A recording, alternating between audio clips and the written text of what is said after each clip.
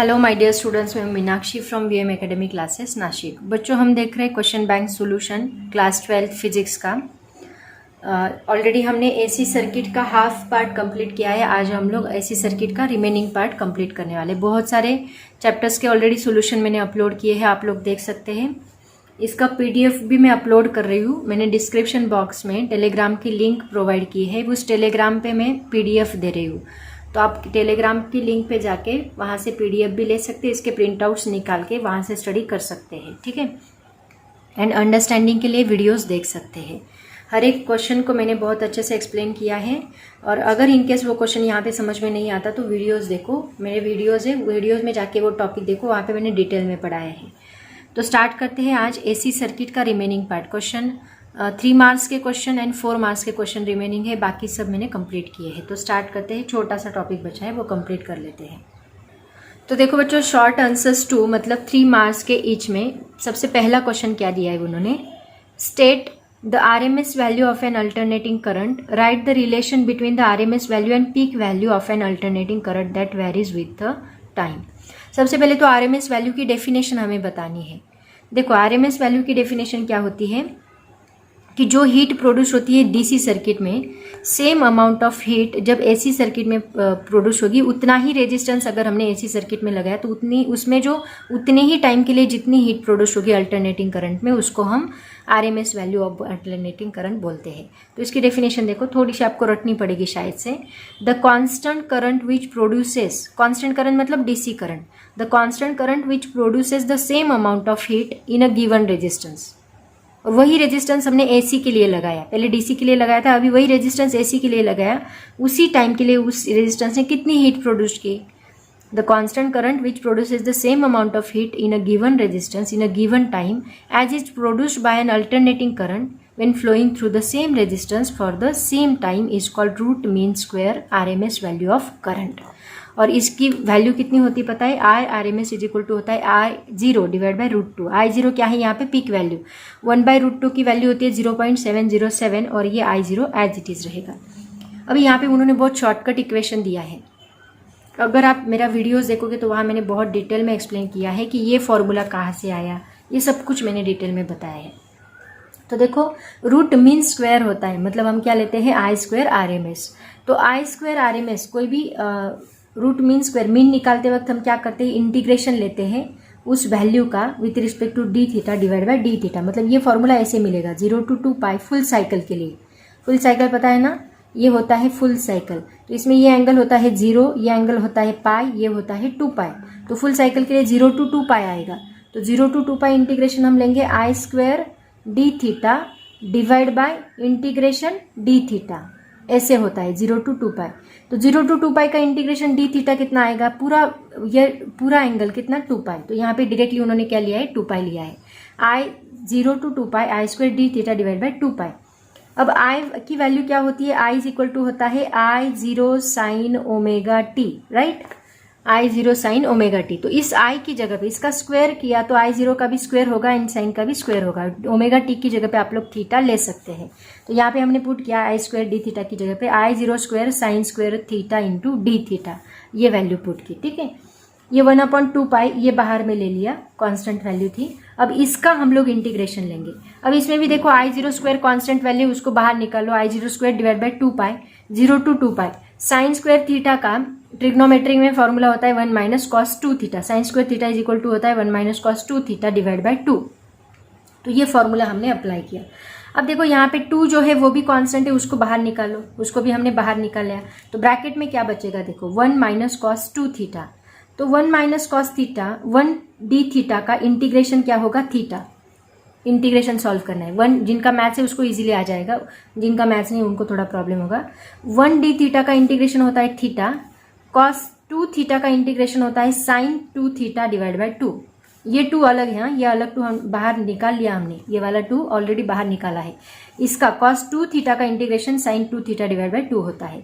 1 का integration theta, cos 2 theta का integration sin 2 theta divide by 2, और इसका जो लिमिट है ना 0 to 2π वो हमने यहाँ पे दे दिया, ठीक है। अब इसको ये लिमिट हमें यहाँ पे पुट करना है। अब देखो I0² ये 2 × 2π ऑलरेडी यहाँ पे लिखा, ये मैंने सॉल्व किया है। आप लोग इसके आपके नोट्स में लिख लो इसको डिटेल में। यहाँ पे डायरेक्टली उन्होंने ये स्टेप्स दी है। तो I0 square divide by 2 into 2 पाई, ये थीटा की जगह पे हम लोग एक बार 2 पाई पुट करेंगे, तो 2 पाई पुट किया, एंड साइन 2 थीटा की जगह पे भी 2 पाई पुट करेंगे, तो 2 इंटू 2 4 पाई बनेगा। साइन 4 पाई की वैल्यू होती है 0, मतलब ये पूरा इक्वेशन हमें क्या मिलेगा, 0 मिलेगा। और एक बार 0 पुट करने के बाद तो ये 0 ही मिलेगा।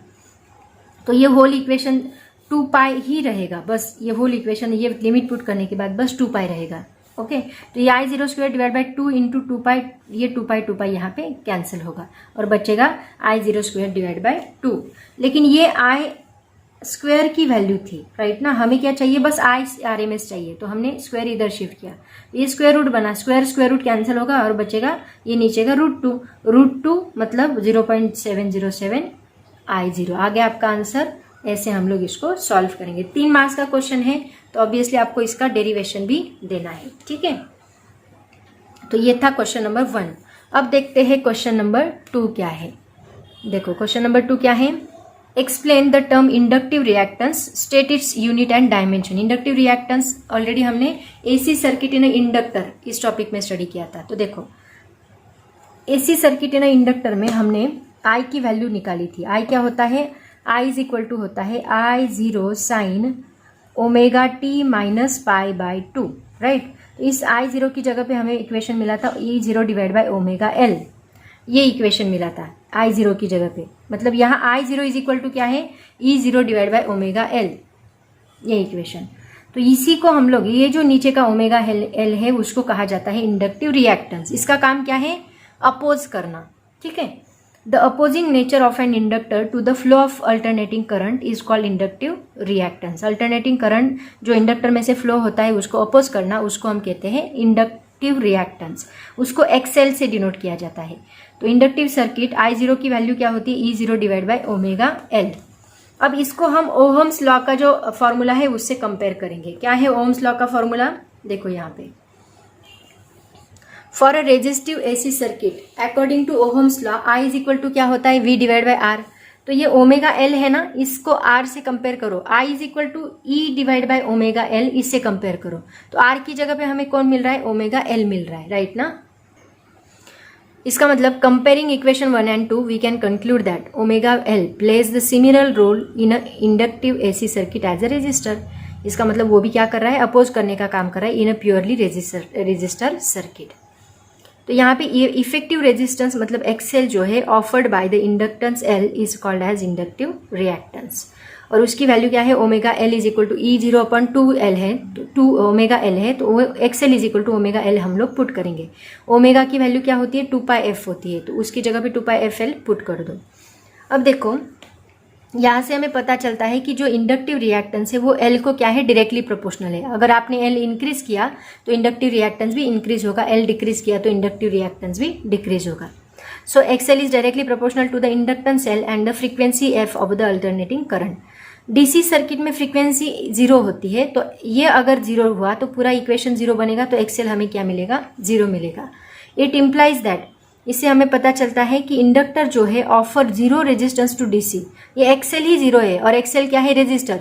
तो DC सर्किट के लिए रेजिस्टेंस पूरा 0 है, इसका मतलब DC सर्किट में से बहुत अच्छा करंट फ्लो होगा इंडक्टर में से। That means it can not reduce DC को बिल्कुल भी रिड्यूस नहीं करेगा क्योंकि अपोजिशन ही नहीं है। Thus it passes DC and blocks AC very high frequency. लेकिन AC में फ्रीक्वेंसी हाई होगी तो वहाँ पे वो AC को ब्लॉक करेगा, लेकिन DC को वो ईजिली पास करेगा, ठीक है। यहाँ तक क्लियर है। अब देखो यहाँ पे in an inductive circuit the self induced EMF opposes the growth as well as decay of the current. पता है ना, वो इंक्रीजिंग करंट को अपोज करता है, मतलब जो करंट इंक्रीज होगा उसको वो कम करेगा और जो करंट डिक्रीज होगा उसको वो बढ़ाएगा। ऐसा इंडक्टर का काम होता है। तो वही उन्होंने बोला कि ये ग्रोथ करेगा, अपोजेस द ग्रोथ को भी अपोज करता है एज वेल एज डीके मतलब कम होना, डिक्रीज को भी अपोज करता है। इसके डायमेंशन होते हैं M1 L2 T-3 I-2 and इसका ऐसा यूनिट होता है ओहम, ठीक है। डायमेंशन कैसे निकालते होप सो आपको पता होगा। ऐसे ही उन्होंने थर्ड क्वेश्चन पूछा है कैपेसिटिव रिएक्टेंस क्या है। देखो कैपेसिटिव रिएक्टेंस में AC सर्किट बाय कैपेसिटर, ये फॉर्मूला देखो। तो कैपेसिटिव रिएक्टर में हमने देखा I इज इक्वल टू होता है E0 divide by 1 upon omega C sine omega T plus pi by 2, ये फॉर्मूला हमने देखा था, राइट। तो यहाँ पे I0 की जगह पे हमें क्या मिल रहा है, E0 1/ωc। तो यहाँ पे लिखो I0 is equal to E0 divide by 1/ωc, peak value of alternating current.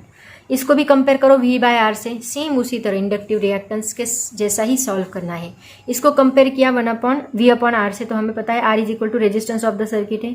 Comparing equation 1 and 2 we conclude that 1/ωc plays a similar role in capacitive AC circuit as resistance in a purely resistive circuit. ठीक है,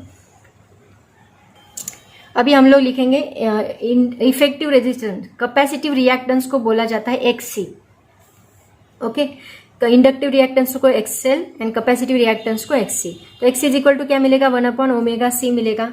so omega is a 2πf, मतलब 1/2πfc मिलेगा। Okay, put किया value. तो अभी frequency की बात करते हैं।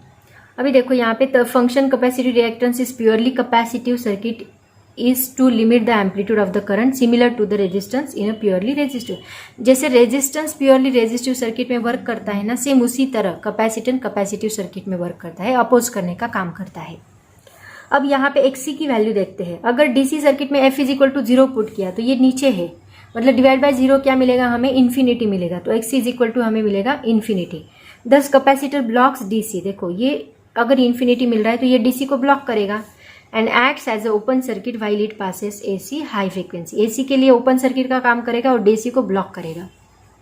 एंड द डायमेंशन क्या होती है इसकी, वही M1 L2 T-3 I-2। And ये जो रेजिस्टेंस का डायमेंशन है ना, वही इसका dimension T-3 I-2 and it's SI unit होगा ओहम। ठीक है, बाकी इस टॉपिक में सभी न्यूमेरिकल्स हैं। अब देखते हैं न्यूमेरिकल 1 by 1। इसी टॉपिक के ऊपर, इसी फॉर्मूलेज के ऊपर बार बार वही फॉर्मूलेज यूज किए न्यूमेरिकल के लिए भी। आप क्या करो, सभी फॉर्मूलेज जो है ना उनको एक पेज पे लिख लो और उनको लर्न करो, ताकि आपको तुरंत याद आएगा आपको कौन सा फॉर्मूला यूज करना है। तो सबसे पहला न्यूमेरिकल देखते हैं। क्वेश्चन नंबर 4 में पूछा है what is the inductive reactance. अभी जो फॉर्मूला देखा है XL का 2πfl, उसके ऊपर न्यूमेरिकल है। Coil of inductance 10 milli henry, मतलब 10 × 10⁻³ हेनरी बनेगा। तो ये 1, यहाँ पे 1 है, ये -3 है। 1 -3 कितना बनेगा, -2। तो ये बना -2। देखो मैं बोल रही हूँ, थोड़ा ब्लर दिख रहा है आपको, बोलती हूँ वैसे उसको नोट डाउन करते जाओ। तो एट अ फ्रीक्वेंसी 50 हर्ट्ज, मतलब F1 दिया है 50 हर्ट्ज, F2 दिया है 1000 हर्ट्ज, F3 दिया है 20 किलो हर्ट्ज, और हमें निकालना है रिएक्टेंस। तो सबसे पहले हम निकालेंगे XL1। L तो सबके लिए सेम है, बस F1 चेंज करना है। तो 2 × 3.14 ये सबके लिए सेम रहेगा। F1 की जगह पे पहले हम 50 पुट करेंगे × 10⁻²। इन सब का मल्टीप्लीकेशन किया तो आपको मिलता है 3.14, राइट ना, बराबर है ना। 5 × 2 = 10, मतलब ये 100 10⁻² + 2 -2 कैंसिल होगा, बचेगा 3.14। उसके बाद XL2 में F2 क्या दिया है, 1000 मतलब कितना, 10⁻3। तो ये 10⁻3 × -2 कितना होगा, 10⁻1 बनेगा। 10⁻1 20, और इससे मल्टीप्लाई करने के बाद 62.8 बनेगा, करेक्ट है। उसके बाद F3 क्या दिया है, देखो 20 किलो हर्ट्ज दिया है। 20 किलो हर्ट्ज को पहले कन्वर्ट करो हर्ट्ज में, 20,000 हर्ट्ज आएगा। तो 20,000 हर्ट्ज पुट करो, तीनों का मल्टीप्लीकेशन करो, आपको मिलेगा 1256। बहुत सिंपल न्यूमेरिकल है, 3 मार्क्स के लिए पूछा है। ठीक है, उसके बाद नेक्स्ट न्यूमेरिकल देखो क्या है, RMS वैल्यू का जो अभी अभी हमने फॉर्मूला डिराइव किया उसके ऊपर पूछा है। क्या है देखो, An alternating EMF of 230 volt 50 Hz is connected across a pure ohmic resistance 50 ohm। मतलब यहाँ ERMS दिया है 230 वोल्ट, फ्रीक्वेंसी दी है 50 हर्ट्ज, R दिया है 50 ओहम। हमें निकालने के लिए बोला है द करंट का इक्वेशन निकालना है। करंट का इक्वेशन क्या होता है, I = I0 sin ωt। I = I0 sin ωt। Omega की जगह पे आप पुट करोगे 2πf एंड ये t, तो क्या बनेगा, I0 sin 2πft। ओके, तो यहाँ पे आपको f पता है, time t as it is रखो, f और I0 पता होना चाहिए। I0 हमें पता नहीं, तो I0 निकालने के लिए हम IRMS का फॉर्मूला यूज करेंगे। सिमिलरली उन्होंने पीक वैल्यू ऑफ वोल्टेज भी पूछी है, मतलब instantaneous value of current and voltage, ये दोनों पूछे हैं। तो निकालते हैं कैसे, देखो ERMS दिया है, पहले RMS वैल्यू ऑफ करंट निकाल लो। IRMS क्या होता है, ERMS divide by R। Okay, E divide by R according to Ohm's law, V divide by R, वैसे E divide by R। E कितना है, 230 डिवाइड बाय 50, तो ये हमें मिलेगा 4.6 एम्पियर करंट। ठीक है, उसके बाद peak value of current I0 is equal to हमें मिलेगा IRMS × √2। ओके क्योंकि I R M S is equal to क्या होता है, आई आर एम एस अभी अभी फॉर्मूला डिराइव किया, आई जीरो डिवाइड बाय √2, तो आई जीरो ये √2 इधर शिफ्ट होगा, मल्टीप्लाई होगा। आई आर एम एस है 4.6, इसकी वैल्यू होती है 1.414, वो मल्टीप्लाई करो तो आएगा 6.5 एम्पियर। उसके बाद equation of instantaneous value, current और ईएमएफ दोनों भी पूछे उन्होंने, तो ये फॉर्मूला देखो, आई जीरो की वैल्यू पुट कर दो, sine as it is, 2 as it is, F की वैल्यू 50 इंटू टी, 50 इंटू 2 100, 100 पाई टी, ये हमें मिला इक्वेशन ऑफ करंट। सिमिलरली हमें निकालना है इक्वेशन ऑफ ईएमएफ, तो देखो पहले ई जीरो निकाल लो, ई जीरो की वैल्यू क्या आएगी, जैसे I R M S into √2 वैसे E R M S into √2, E R M S क्या है 230 into √2 that is equal to 3, इसकी वैल्यू वापस 1.414 पुट करो, मल्टीप्लीकेशन करो 325.27 वोल्ट। अब इक्वेशन क्या आएगा, वही जो यहाँ पे था, I is equal to I zero sine omega T, अभी E is equal to E zero sine omega T, तो E zero sine omega T, E zero निकाला उसकी वैल्यू पुट करो, साइन 2 पाई, एफ कितना है 50, 50 इंटू 2 100 पाई टी, बस E zero यहाँ पे चेंज होगा, बाकी सब वैल्यूज सेम रहेगी। तो आर एम एस वैल्यू मिल गई, दोनों इक्वेशन मिले, वही आपको निकालना था। उसके बाद 6 जो क्वेश्चन है वो 6 क्वेश्चन का ऑलरेडी आपने क्वेश्चन 2 मार्क्स के क्वेश्चन में ऐसा ही क्वेश्चन सॉल्व किया था, सेम उसी तरह क्वेश्चन पूछा है। A radio can tune over the frequency range of a portion of megawatt, megawatt मतलब क्या होता है 10⁶, broadcast band 800 kilohertz to 1200 kilohertz, radio की फ्रीक्वेंसी बैंड होती है तो उसमें से एक बैंड उन्होंने दी है मेगावैट की, 800 kilohertz to 1200 kilohertz. If its LC circuit has an effective inductance of 200 millihenry, what must be the range of its variable condenser? मतलब C निकालना है हमें, तो हम फ्रीक्वेंसी का फॉर्मूला यूज करेंगे, किसका, रेजोनेंस LCR सर्किट में ये फॉर्मूला हमने डिराइव किया है, वो फॉर्मूला हम लोग यूज करेंगे। तो इसमें देखो F1 क्या है 800 किलोहर्ट्ज, मतलब 0.8, 800 किलोहर्ट्ज को हम कैसे लिखेंगे, 800 इंटू 10⁻³ तो ये 1 2 3 डिजिट इधर शिफ्ट कर लो, तो ये कितना बनेगा 1 2 3 मतलब 0.8 इंटू 10⁻³ और ऑलरेडी एक 10⁻³ यहाँ पे है, तो ये 3 + 3 कितना होगा 6, इसलिए लिखा है 0.8 इंटू 10⁻6 हर्ट्ज। सिमिलरली इसको 1200 किलोहर्ट्ज F2 दिया है, तो ये बनेगा 1.2 इंटू इसी तरह 10⁻6 हर्ट्ज। एल कितना दिया है 200 मिली हेनरी, मतलब 200 into 10⁻³ that is equal to 0.2 henry. Range of condenser निकालनी है, तो C निकालना है, मतलब F is equal to 1/2 pi √LC, यही फॉर्मूला हम लोग यूज करेंगे। तो देखो कैसे निकालना है, तो देखो पहले F1 के लिए एंड F2 के लिए निकालेंगे। तो F1 क्या है 0.8 इंटू 10⁻6, तो C1 क्या आएगा, देखो आपका फॉर्मूला क्या है, F is equal to 1/2 pi √LC। तो पहले हम F का स्क्वायर करेंगे, F square is equal to क्या आएगा 1/4 पाई स्क्वायर LC, ऑलरेडी हमने इसके पहले ऐसा न्यूमेरिकल सॉल्व किया था। तो हमें ये C निकालना है ना, तो C को इधर शिफ्ट करो, F स्क्वायर को इधर शिफ्ट करो, ये देखो C इधर शिफ्ट किया, F स्क्वायर इधर शिफ्ट किया, तो 1/4 pi square L as it is रहेगा, C की जगह पे F स्क्वायर आ गया, C इधर गया। अब सब वैल्यूज पुट कर दो, 1/4 इंटू 3.142 उसका square into 0.8 into 10⁻6 whole square into 0.2। इस सब का कैलकुलेशन के लिए लॉग टेबल मस्ट है, लॉग टेबल यूज करते चलो, तो आंसर आता है 198 इंटू 10⁻15 फैरेड, मतलब 198 पिको फैरेड, ठीक है।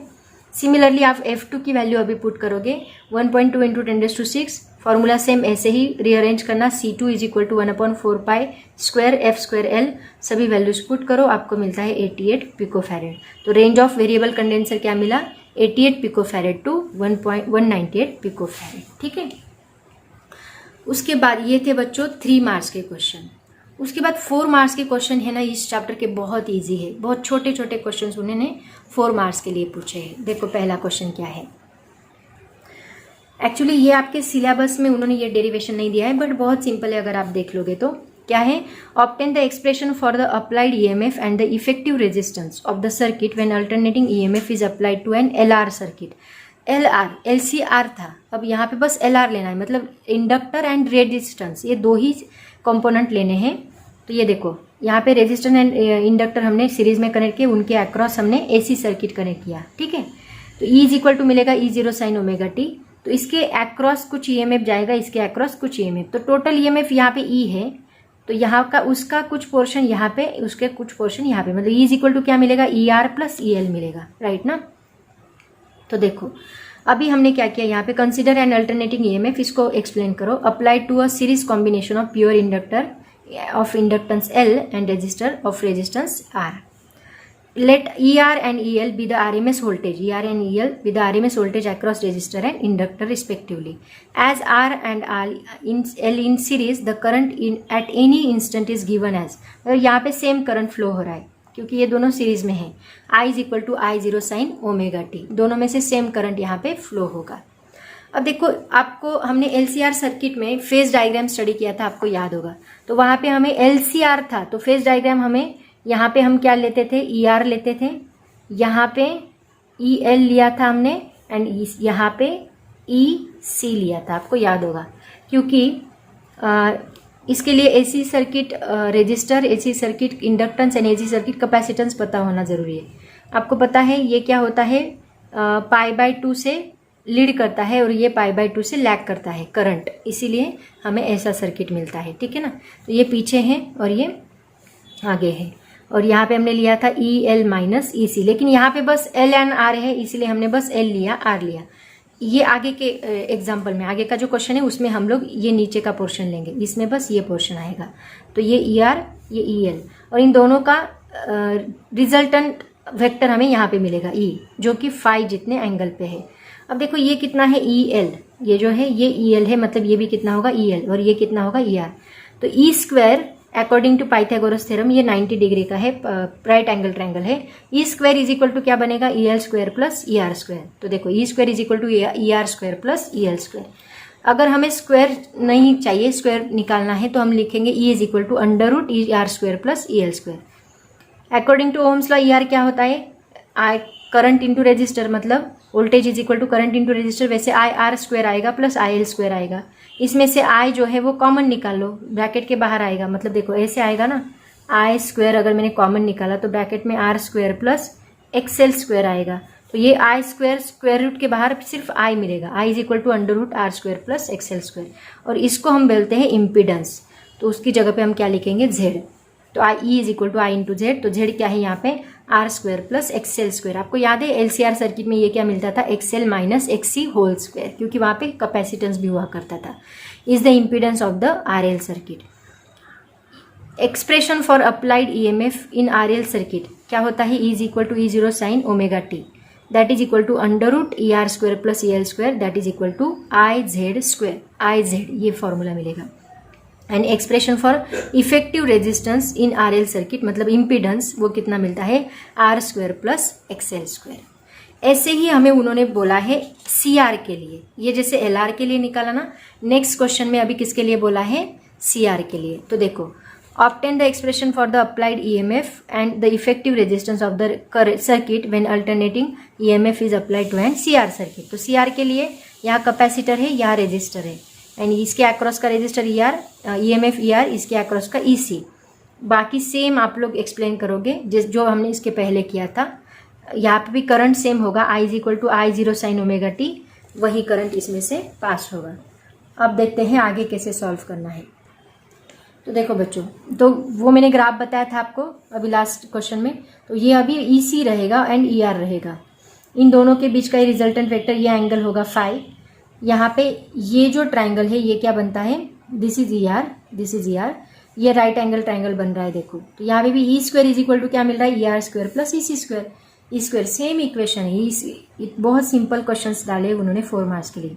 E square is equal to ER square plus EC square, E is equal to आएगा स्क्वायर रूट, यहाँ IR square plus XC square आएगा यहाँ पे, तो I बाहर निकला, R स्क्वायर प्लस XC, इसको बोलेंगे impedance. Z is equal to R square plus XC square, impedance. तो यहाँ E is equal to E0 sine omega T, ये फॉर्मूला मिलता है EMF का, applied EMF and effective resistance का ये मिलता है। बस XL की जगह पे XC आ गया, बाकी कुछ भी चेंज नहीं। Okay, and the last question is बहुत ही सिंपल पूछा उन्होंने, ये भी रेजोनेंस का पूछा है।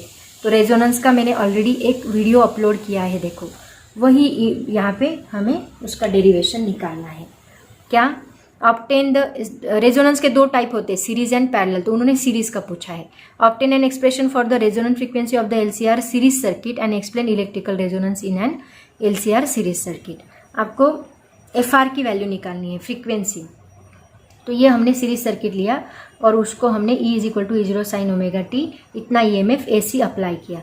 तो वही आप लोग यहाँ पे लिखोगे, a circuit in which inductance, capacitance, resistance are connected in series, the circuit admits maximum current corresponding to a given frequency of AC is called series resonance circuit. Maximum current देता है, पैरेलल में minimum होता है, लेकिन series में maximum current हमें मिलता है क्योंकि इसका इम्पीडेंस जो है वो मिनिमम है। ठीक है, तो इसका इम्पीडेंस देखो हमें क्या मिलता है। इम्पीडेंस का फॉर्मूला ऑलरेडी हमने डिराइव किया है, Z is equal to R square. Actually ये फॉर्मूला ऐसा है, Z is equal to under root R square plus XL minus XC whole square.